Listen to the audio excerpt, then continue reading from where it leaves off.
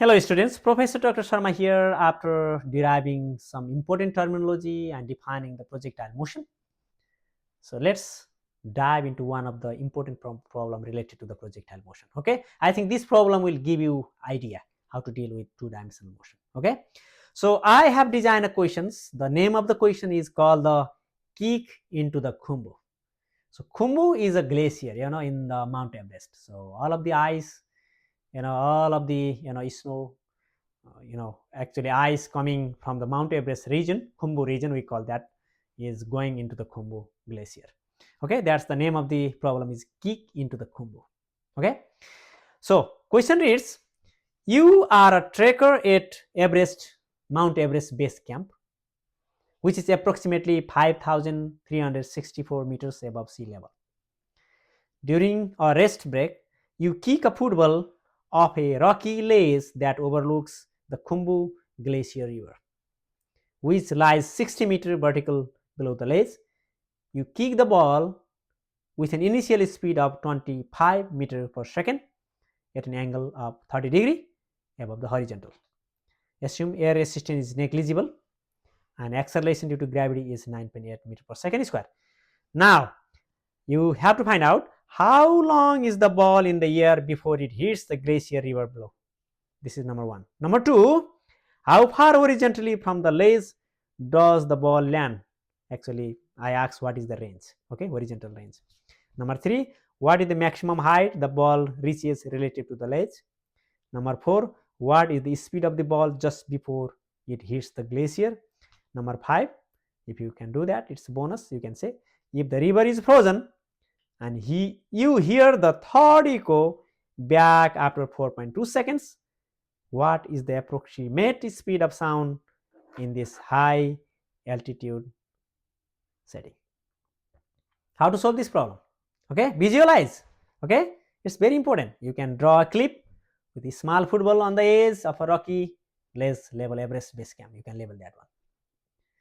Then you can show the projectile arc down into the river, label as a Khumbu Glacier River. What you can do that?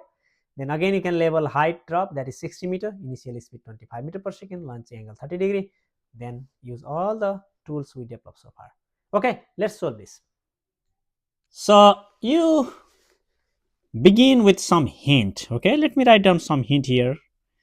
So you know, if you have an initial velocity b naught, which makes an angle of theta horizontally, so you know you can resolve that velocity into two components, Box along the horizontal and velocity initial along y, that is Boy. And using the trigonometry, you know the Box is equal to B naught, this component, times cosine of theta, and B naught y is equal to B naught sine of theta.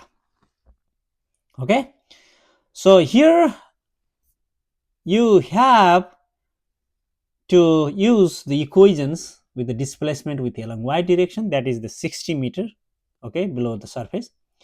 For final velocity, you have to use the vector addition from horizontal and vertical component just before impact. Okay, so let's solve this kick into the Khumbu.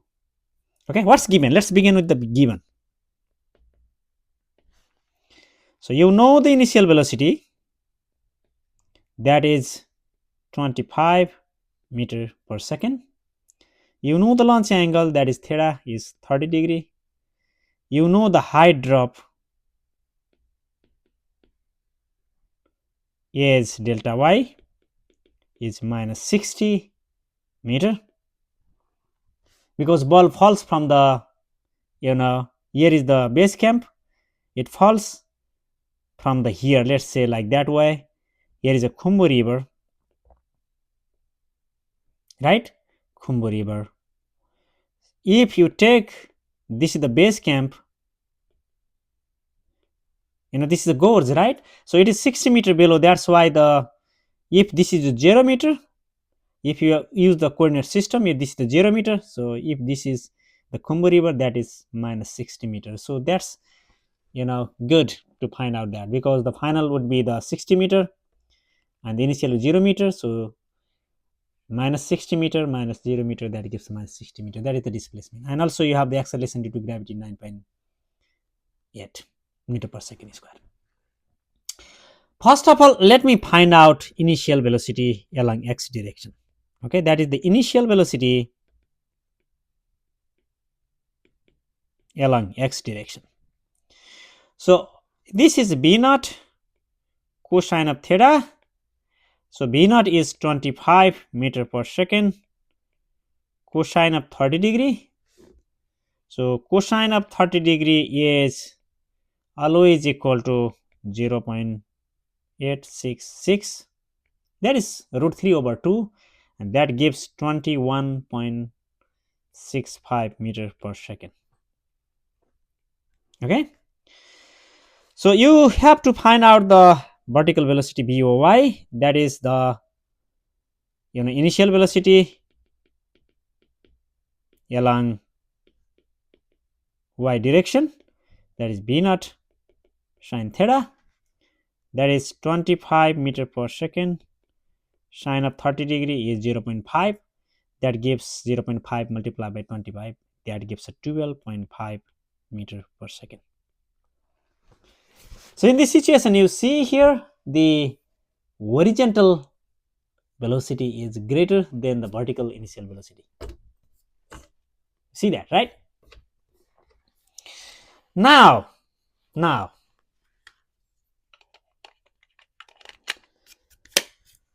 first question, let's solve the first problem here.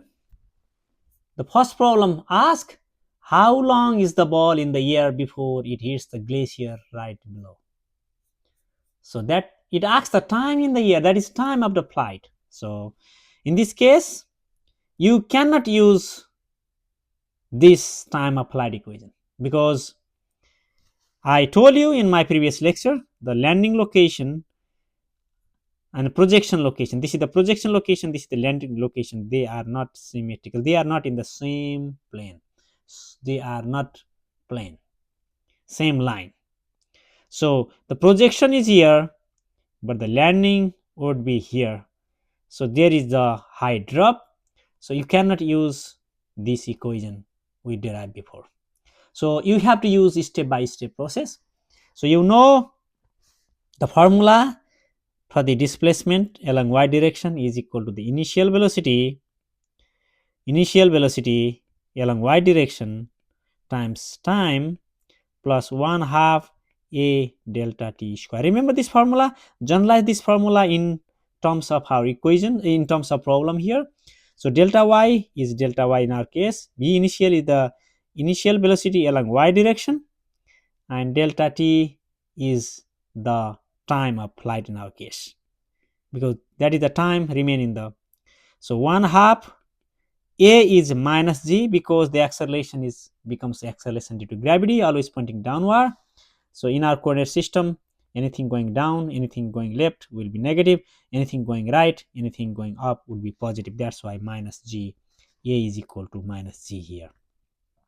And delta t square is t square, that is the time of flight square. Okay, so delta y is again minus 60 meter, you know that, and initial velocity along y direction is 12.5 meter per second, 12.5 meter per second, and delta t is t minus 1/2 g is 9.8 meter per second square t square. So all expressed in terms of SI unit, I don't need to worry about that. So let me rearrange this thing. So minus 60 meters, let's say minus 60, that is 12.5 t minus 9.8 divided by 2, that gives minus 4.9 t square. So I did not include meter per second and meter per second. So all expressed in terms of SI units. So you don't need to worry about that. So you can right now you cannot write. You may not write these units here for the simplicity. So let me rearrange this. After rearranging, I will get 4.9 t square minus 12.5 t minus 60 is equal to 0. This is the quadratic equation, you can see here, this is the ax square plus bx plus c is equal to 0. That is the quadratic equation. This equation and these equations same quadratic form. So since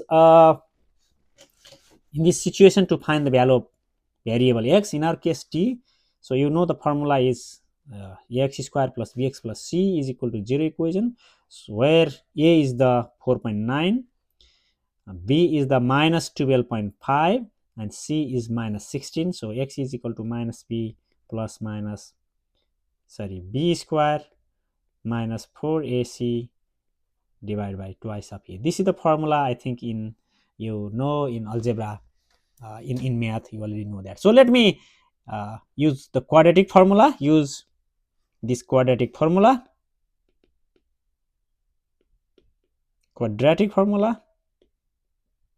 to calculate the t. That is t is equal to x here. In our case, t is equivalent to x. So that is minus b. That is what is minus b in this case? B is minus 12.5, right?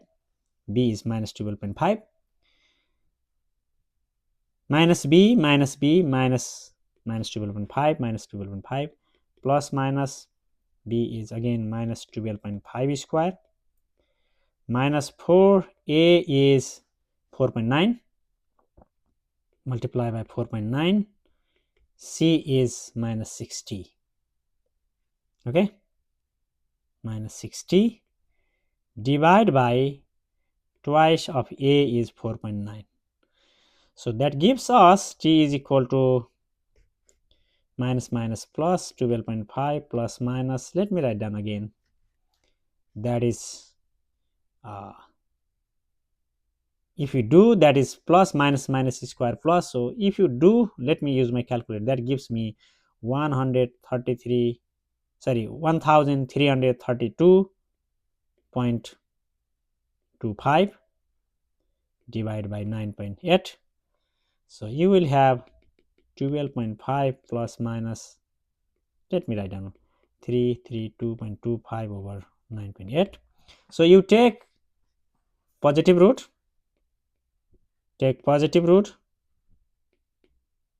then t would be 12.5 plus 1332.25 divided by 9.8, and that gives, that is 12.5 plus, it is around 36.5. You should double check the calculation, I just use my calculator here. That is 49 divided by 9.8. It is almost 5 seconds. You don't need to take the minus value, because if you take the minus, so this value is 36.5, so time never be negative, so you only take the positive root in this case. So we know the time of flight is 5 seconds. Okay, time of flight is 5 seconds. Let me go for the problem number 2. You need to find the horizontal range. You can use the direct formula. So that is the horizontal range. R is equal to the initial velocity along horizontal and total time of flight t, or you can use the direct formula. You will get the same thing. So the b naught x, we already know that b naught x is how much here? B naught x is 21.6, right? 21.65 meter per second, and time of flight is 5 seconds. So that gives the 108.25 meter. Okay, so you can use the direct this formula also, horizontal range. So the horizontal range is b naught square sine 2 theta over g. I think you will get the same formula. So b naught square is, the b naught, so the b naught is 25 meter per second, that is 25 square, sine of theta, the theta is 30 degree, sine of 60 degree, I'm sorry, let me write down here, sine of 60 degree, g is 9.8. If you do that, you will again get 108.25 meters. This is the horizontal range you can find. Okay, so what's the number 3? So the maximum height.